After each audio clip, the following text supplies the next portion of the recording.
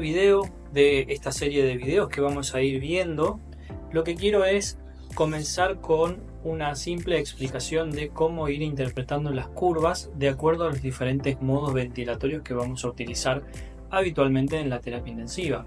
Estos son tres: el modo controlado por volumen, que es el que están viendo, la gráfica que están viendo en la pantalla; los modos controlados por presión, continuamente mandatorios, que ya los voy a explicar en próximos videos; y los modos controlados por presión pero que son totalmente espontáneos. Esos son los tres modos que más vamos a utilizar.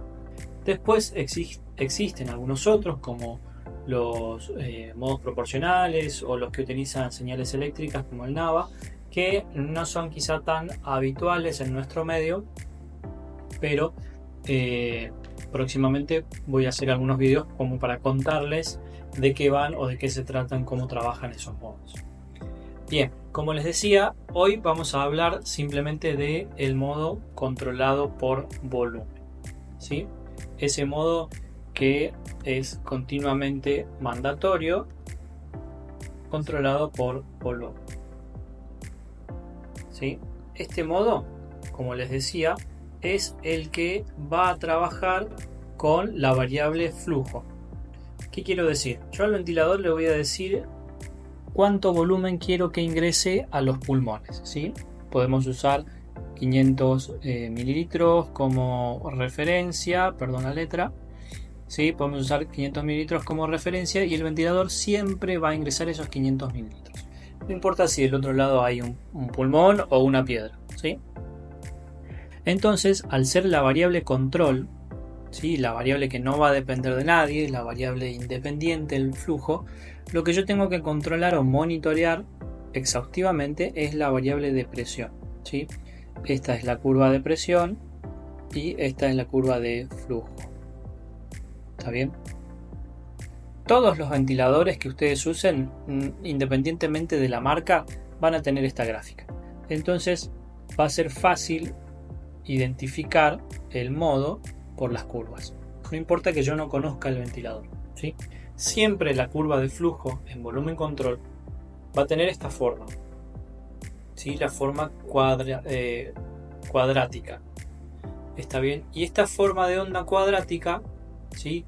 Me va a dibujar una curva de presión con esta forma. Piensen que puede ser como una aleta de tiburón, ¿sí? Más fácil de recordar. ¿Está bien? La curva de presión tiene esta forma. Presten atención a algo en particular. Acá hay una pausa, ¿sí? Terminó el ciclo inspiratorio y el ventilador agregó una pausa porque justamente el operador habrá querido que esta pausa continúe, y esta pausa se prolonga hacia la curva de presión, lógicamente. ¿Está bien? Fíjense que coinciden perfectamente. Vamos a borrar esta. Por eso la onda de presión tiene esta morfología, ¿sí? Porque tenemos una pausa. La presión de la vía aérea aumenta a medida que ingresa el flujo hasta el pico máximo, que es donde se detiene el ingreso de flujo, ¿sí? Se genera la pausa. Esta es la presión pico, ¿sí? Una presión que yo tengo que monitorear. Esta otra presión que cae acá, esto es la presión pico, que llega al máximo, se hace la pausa y la presión empieza a descender, ¿sí? Empieza a descender hasta este punto. Este punto representa la presión Z, ¿sí? Ahí. Ese punto es PZ. Esa PZ lo que nos va a explicar o nos va a representar es la presión que se generó, ¿sí? Durante la relajación de los tejidos, desde la presión pico, la máxima distensión, hasta el punto donde se genera la pausa. Que esta pausa, como todos saben, o por si no lo saben, representa la presión plató, ¿sí? En este punto aparece lo que conocemos como presión plató o presión meseta, ¿sí? Que es el punto donde se igualan las presiones del sistema. al final de la expiración a flujo cero. ¿Sí? Entonces, fíjense cómo hicimos una pequeña evaluación de 3 presiones distintas. La presión pico, que es la máxima presión en la vía aérea al final de la inspiración. La PZ, que se da cuando comienza la meseta, ¿sí?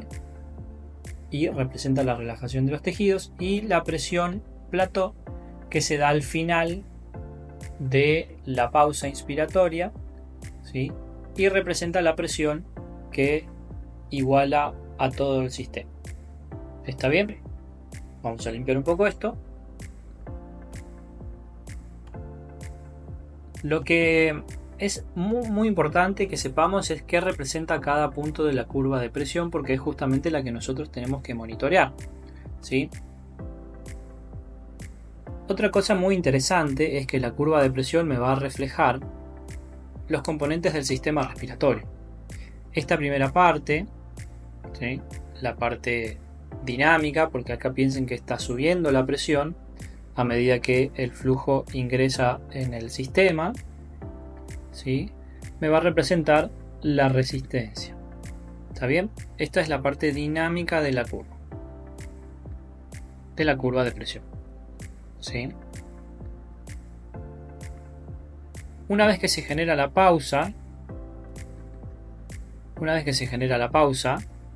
¿sí? En este punto, esta área abajo de la curva representa la fase estática, ¿sí? La complacencia del sistema.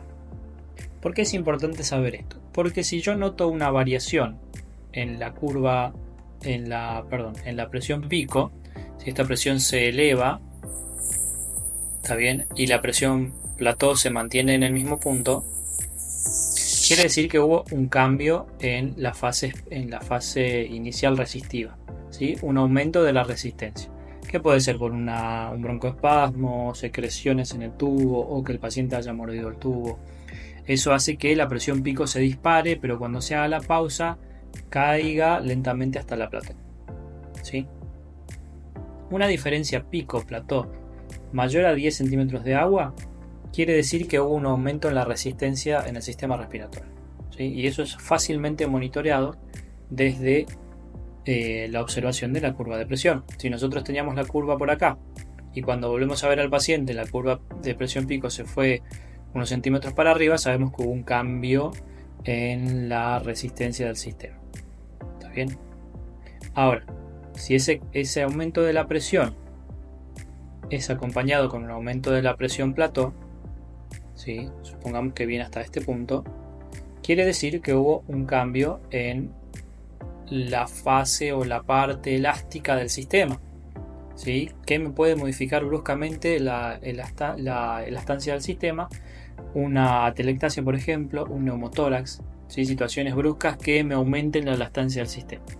Esto va a hacer que no haya mucha diferencia pico-plató. ¿Está bien? Fíjense cómo con estos dos datos nosotros podemos interpretar que hubo un cambio, ¿sí? En el sistema respiratorio de nuestro paciente.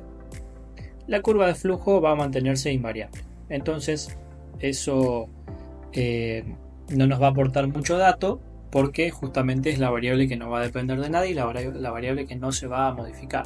Pero, como recién conversamos, la curva de presión sí muestra muchos datos. Bien, con eso les dejo este pequeño video como para que puedan repasarlo y pensarlo nuevamente con estas simples gráficas de cómo va modificándose la curva de presión en el modo controlado por volumen, qué tenemos que prestar atención y cómo reconocer el modo cuando estoy enfrente de un ventilador que quizás no conozca o que es nuevo para mí. Bueno, espero que les haya servido y leo sus comentarios abajo para responder preguntas o si tienen alguna sugerencia para mejorar la calidad de las presentaciones, soy todo oídos. Así que bueno, les agradezco por su atención, nos vemos en la próxima.